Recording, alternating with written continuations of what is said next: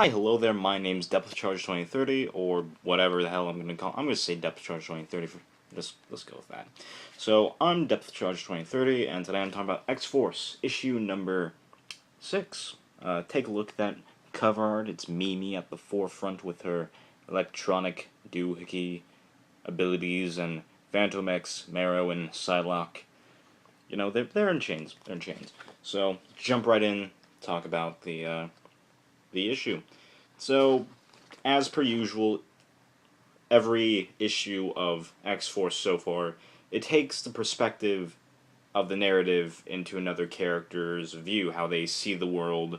We get their inner monologues, and for the first time we actually get Mimi's inner monologue, and it's actually some pretty interesting stuff. She's like, because she is this mind in machines.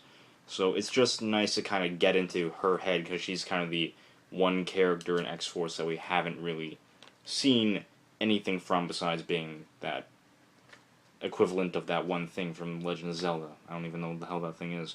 Never played the game series. Probably should. But, so she starts talking about how Cable was killed last issue, and was like, I will kill you, Volga, because you're a jerk. I hate you, because Mimi, along with everyone else, she's trapped in a computer. And so, she goes on to talk about how she was there at Alexandria, and how she kind of was pulling the strings for the incident, and kind of was monitoring Cable and his daughter Hope, who were there on a father-daughter excursion, because, you know, Hope is the adoptive daughter of Cable. I actually like the Hope and Cable. I really enjoy the father-daughter relationship. I really enjoy it. And so this is just, they go and see they're here at a war black market convention, and so this one anti-war activist is like, no more wars. He's getting booed and everything. And so she's actually a mutant too, and she's like, powers. And then, turns out, though, the whole Song of Death thing that goes on with all of Volga's people, she actually is one of them, and so the song plays and blows her up, creating the Alexandria incident. So that's some final backstory jotted in there.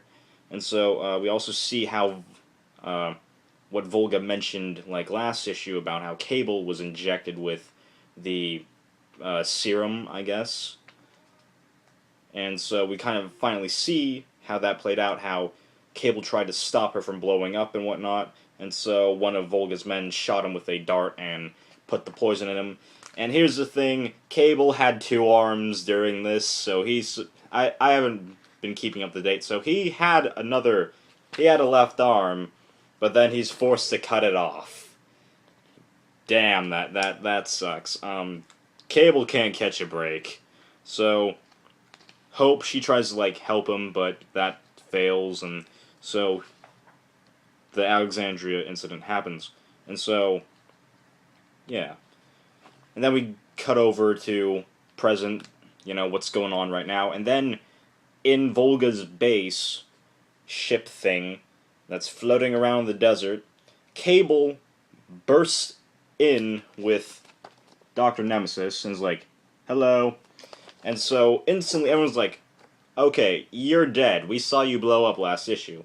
And so my favorite part is this little panel of Dr. Nemesis. He just goes, science. That science is the answer of everything. Because he's just like, science. And then Volga, he's just like, oh, I understand. I understand how you did it. You're a clone. You're a copy. That headband that you've been wearing, that's just how you download, you know, your information into every new clone, because you're actually somewhere in stasis, and that's actually kind of an info dump right there. How would Volga know? I don't know. So, Cable is just like, yeah, and just starts punching Volga. Everyone gets loose and starts beating people up and whatnot, and just Marrow is kind of just still shaken from the knowledge that her baby's dead. And so Psylocke just takes her over, just starts killing people. And Dr. Nemesis, he's just handing Phantom X a gun that will like speed up the explosion process or whatnot, and just easily take out people.